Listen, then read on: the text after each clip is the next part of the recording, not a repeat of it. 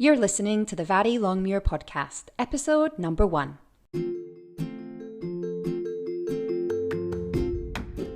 Welcome to the Vari Longmuir Podcast, and as you may have guessed, I'm your host, Vari. Since stepping away from the 9-to-5 world back in 2009, I've been a creative director, illustrator, artist, business mentor, and coach to fellow creative types. The intention with this podcast is to offer a fresh perspective about what it really means to be a working creative. I'll offer some simple strategies to add a little more joy to your days and share stories and insights from my own lessons learned, often the hard way, from over a decade of being my own boss. Now let's get into today's episode. Welcome to the podcast, guys. It's so lovely to have you here. Episode 1, yay, how exciting. I have decided to get right into some practical teaching with you today, rather than a lengthy intro all about me and how I got to where I am today. Each of the episodes in this podcast will have lots and lots of examples and stories from my own life, so I figured that we'll get to know each other over the coming weeks and months anyway.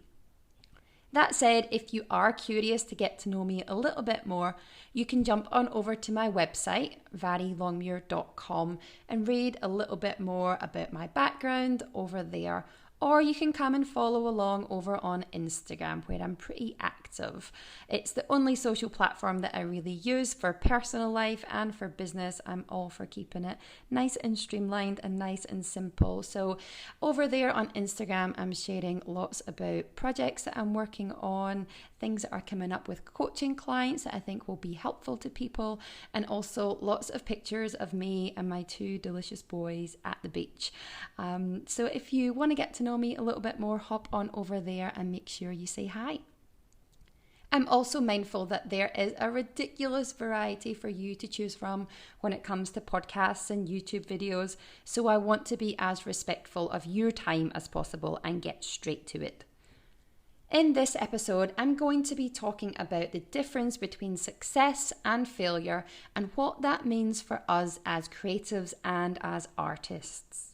So, what causes us to label something as either a success or as a failure? The thing is, we think that things happen to us, and this is the first mistake we make. We often think that success is something that happens to us, and failure is something that happens to us. We think that there are circumstances and situations in our lives, and when certain things happen, they make us feel a certain way. And we feel really powerless over this. We feel like external things happen and we just have a reaction to them, and there's nothing that we can do to control that. Now, I know when I live from this place within my work and also within my personal life, that feeling of being so reactionary makes me feel super anxious. I feel like I might have the best intentions to do something, and then something outside of my control happens and it throws me completely off track. And this is pretty much the way I used to live my life and used to run my business.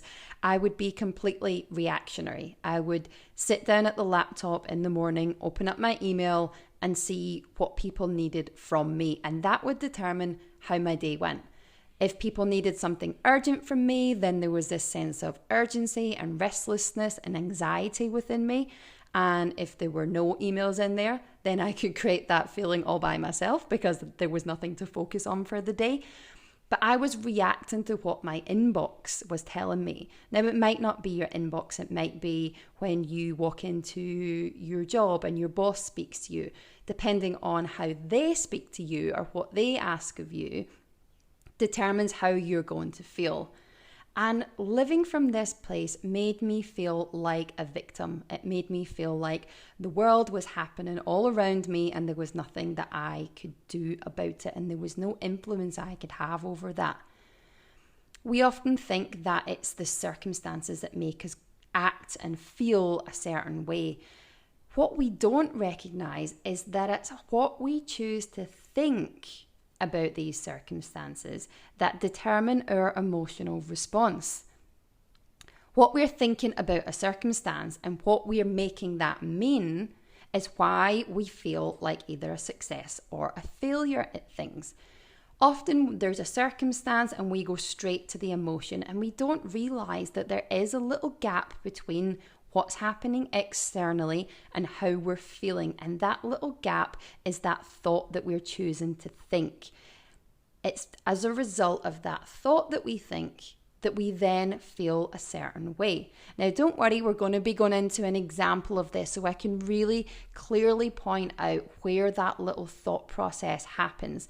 Now, it does happen, whether you're conscious of it or not, it does happen. And it's that thought that has you feeling a certain way, not the circumstance.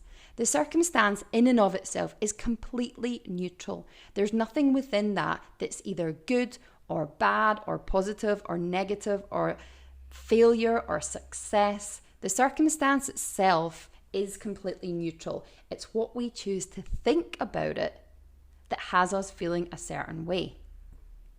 So what do we do when we feel like we've failed at something?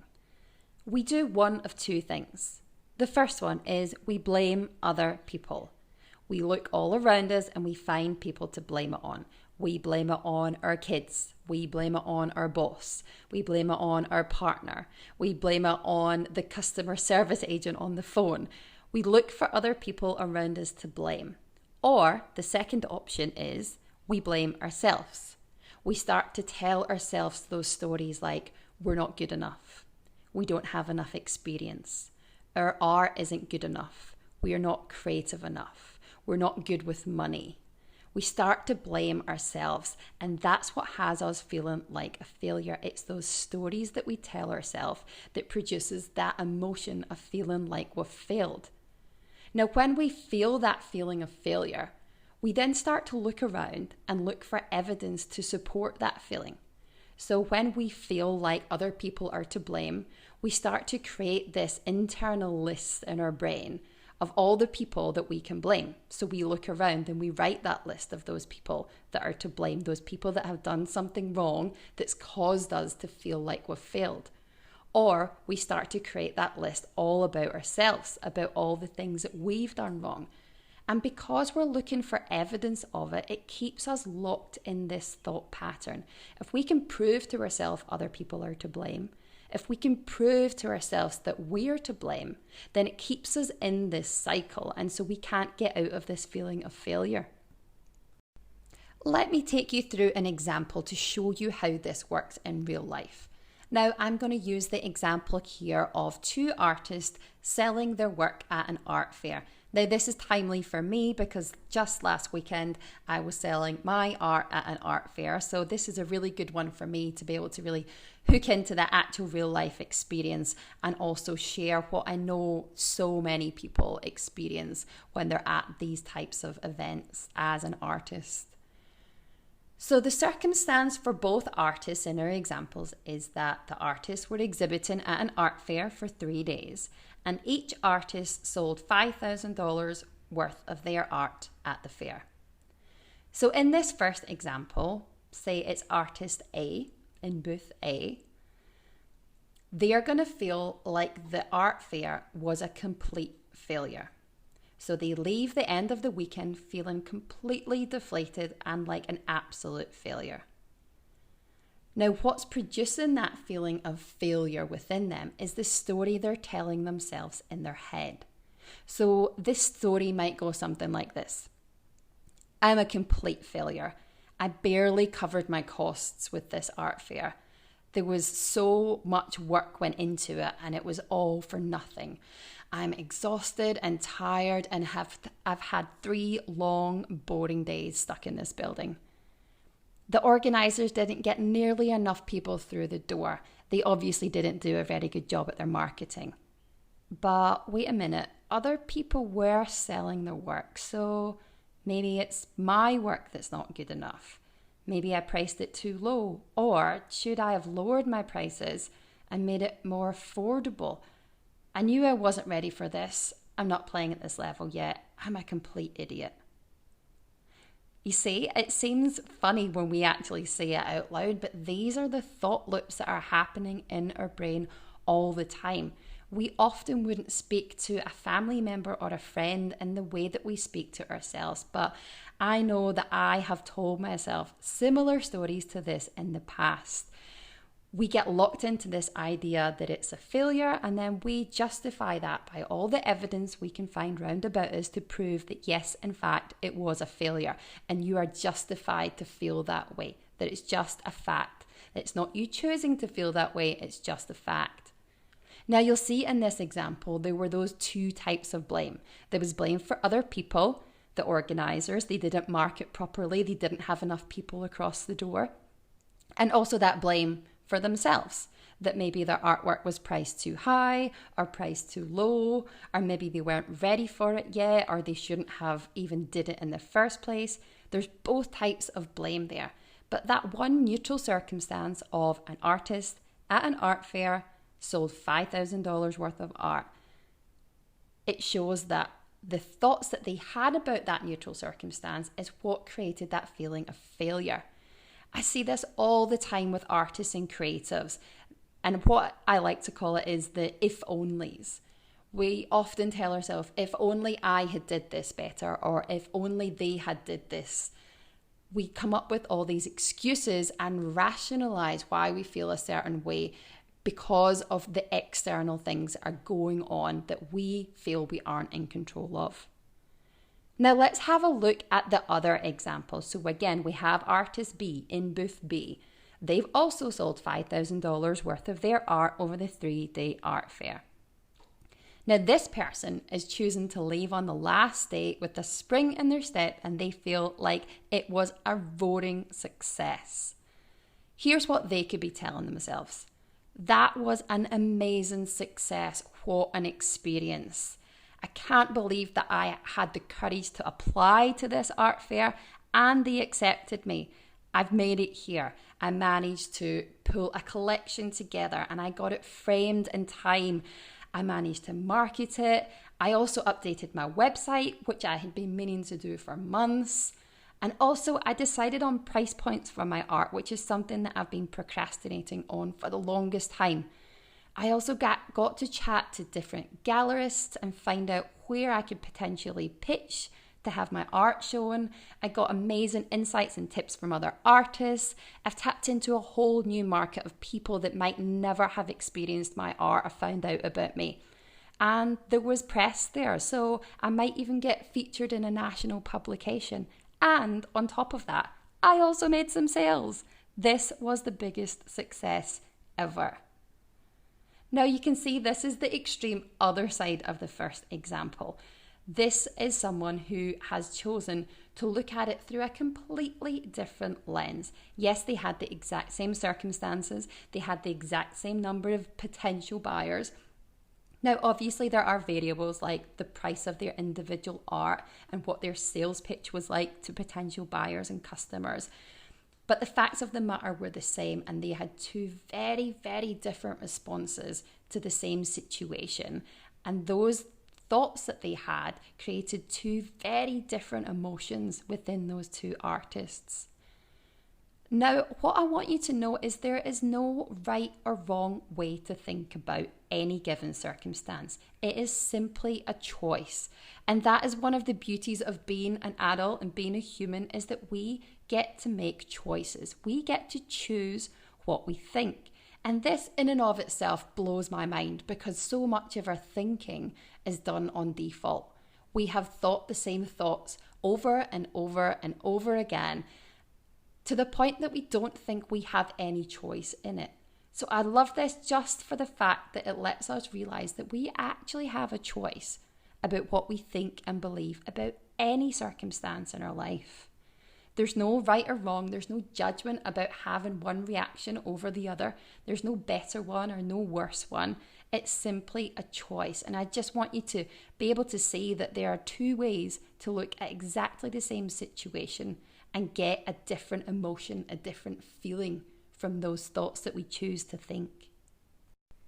So, If we have a choice in what we think about any circumstance, then why do we not make better choices? This is the question, right? Please, please, please do not beat yourself up about this if you recognize that you often go into that negative thought loop. It is natural, it is human to do that. Beliefs that we hold are simply thoughts that we have become so used to thinking. We've thought them for months, for years, often decades, or in fact our whole lifetime. And these thoughts have become so ingrained in us that we can't see another way. We view them as fact. We view them as this is just how it is, it's how it's always been, and there's nothing I can do to change it. And that's where we need to change that idea. We need to change the idea that the things that we've thought our whole life are in fact the truth, in inverted commas. Now, we can't necessarily switch these thoughts overnight. We can't go from being artist A who felt like a complete failure to artist B who feels like a roaring success overnight. It's really hard to go from one end of the scale to the other when we're so practiced and so used to thinking that particular thought and having that particular belief as a result of those continual thoughts. But what I want to offer you is the idea of being open to considering that there may just be an alternative thought. Just opening the door a crack to the fact that, hey, this doesn't feel like a really good thought. Maybe there's something slightly better I could be thinking is huge and transformational. Just having the awareness that it's our thought that's creating the feeling that we're experiencing is so valuable. And knowing that we have a choice in what thoughts we think about any given circumstance, be that in our personal life or in our professional life or in our artistic life, has the potential to open up new worlds of possibility to all of us. So what I want to encourage you to do this week is to just try and catch yourself when you get into these negative thought loops. Now, that can be easier said than done. As I said, this isn't necessarily a conscious thought that we are choosing to think at the moment. It's just the way it's always been, and it's what we're so used to and it's what we're so practiced into believing about our own lives. Just pause for a second and ask yourself, could I choose to think about this differently? Is there a better way I could choose to think about this? Now, what I encourage my clients to do all the time is to approach this question with a sense of playfulness and with a sense of curiosity. This is not a place to judge yourself and to blame yourself and to feel like you should be further along and to give yourself more reasons to believe why you've not been a success and why you'll always be a failure. That's not the purpose of this. We want to just open that door a crack to the possibility that we could move slightly up the scale, and maybe it's going from failure to slight indifference. It's not about going from failure to out and out success on the other end of the scale. So where possible, just catch yourself, give yourself that moment of time between viewing a circumstance and going straight to a reaction, and just question, is there a different way to look at this? By all means, pull your journal out in the evening and write down a few examples from the day in reflection of where you could potentially have thought a different thought. If it feels too hard in the moment to pause and to think about that different thought, then give yourself some time to reflect at the end of the day. And again, just be curious and playful. Where could you have chosen a slightly different thought? And would that thought have produced a better feeling emotion within your body? So that's what I've got for you this week, guys. Thank you so much for listening to this episode 1 of the podcast. For updates, be sure to subscribe to my newsletter over at varilongmuir.com and come and follow me over on Instagram at Vari Longmuir. Thanks for listening, and I'll talk to you next week.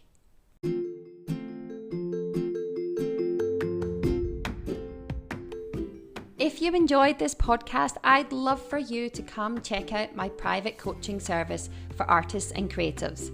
Maybe you're struggling to commit to just one of the hundreds of ideas you have, Or perhaps your confidence has taken a bit of a dive after that epic fail. Regardless of what you're struggling with, a single coaching session can give you the focus and clarity you need to make the next right move for you. Head on over to varilongmuir.com/coaching for more information and to book your session.